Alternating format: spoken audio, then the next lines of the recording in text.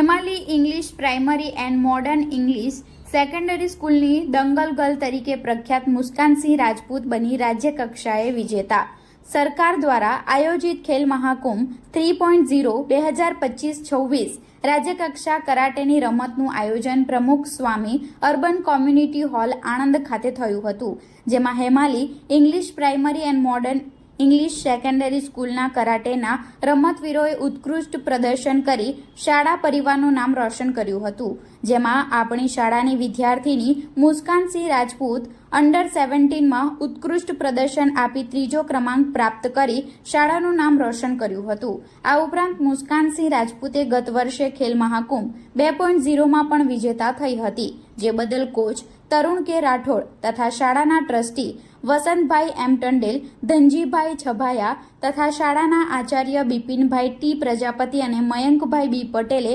Karate champion મુસ્કાનસિંહ રાજપૂતને ઘણી શુભેચ્છાઓ પાઠવી છે.